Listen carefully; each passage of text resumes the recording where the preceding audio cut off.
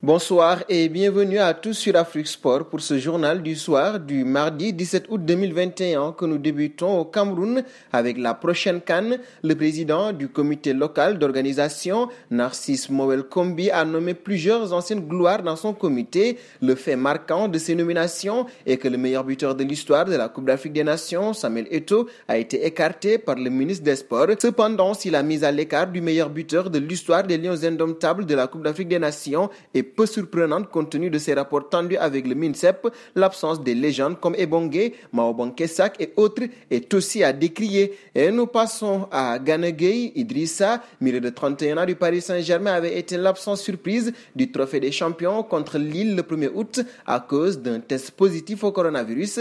L'international sénégalais a dû être placé à l'isolement et reprendre le travail de préparation pour revenir en forme. D'après l'équipe, il devrait être prêt pour le déplacement à Brest vendredi. Dans le cadre de la troisième journée de Ligue 1, Idrissa Gueye a repris l'entraînement collectif au camp des loges. Le milieu international sénégalais devrait être en mesure de réintégrer le groupe dans le cadre de la troisième journée de Ligue 1. Ce ne sera pas le cas en revanche pour Juan Bernat.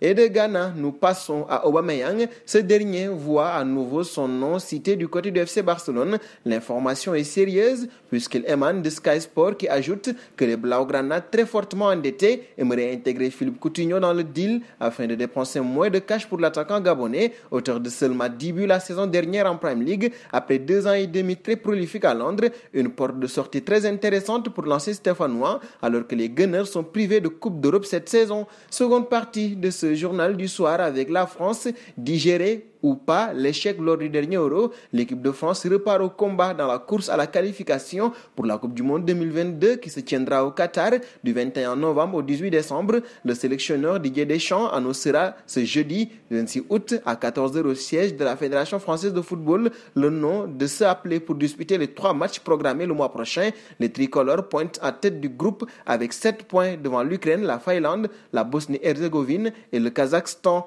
Et nous filons en Espagne. Sur Twitter, le technicien italien Ancelotti a fermement démenti les rumeurs concernant le possible retour de Cristiano Ronaldo au Real de Madrid. Cristiano est une légende du Real et il a toute mon affection et mon respect. Je n'ai jamais envisagé de le recruter. Regardons devant nous, a-t-il posté. Pour rappel, le journaliste Edu Aguirre, qui participe à l'émission El Chiringuito, a affirmé que l'entraîneur madrilène avait pris les devants et discuté avec l'entourage du Portugais. Cette intervention a au moins le mérite d'identifier une fausse information. Quant à Marca, il précise que les dirigeants du Real de Madrid ne sont pas favorables à un retour du quintuple Ballon d'Or. Et nous parlons d'un coéquipier de CR7. Selon Fabrizio Romano, l'un des plus grands journalistes mercato du monde, Manuel Locatelli à Turin n'est plus qu'une question de temps. Une offre de 35 millions d'euros suffirait à Sassuolo pour lâcher son joueur.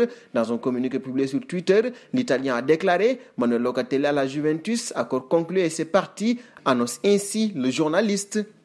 Et nous terminons avec le tirage au sort de la CAN 2021. Sur les images que nous vous proposons, les différents groupes qui ont été tirés au sort aujourd'hui, à vous de nous dire lequel sera le plus disputé durant cette CAN qui se jouera au Cameroun. Ce sera alors la 33e édition de la Coupe d'Afrique des Nations de football. Elle se déroule donc du 9 janvier au 6 février 2022. Le pays hôte de cette Coupe d'Afrique des Nations sera le Cameroun et ce, pour la deuxième fois après l'édition de la Coupe d'Afrique des Nations de football 1972.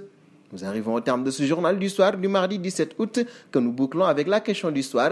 Quelle serait la meilleure destination pour CR7? Vos réponses seront attendues en commentaire. En attendant, n'hésitez pas à vous abonner sur Afrique Sport pour ne rien manquer du football continental et international.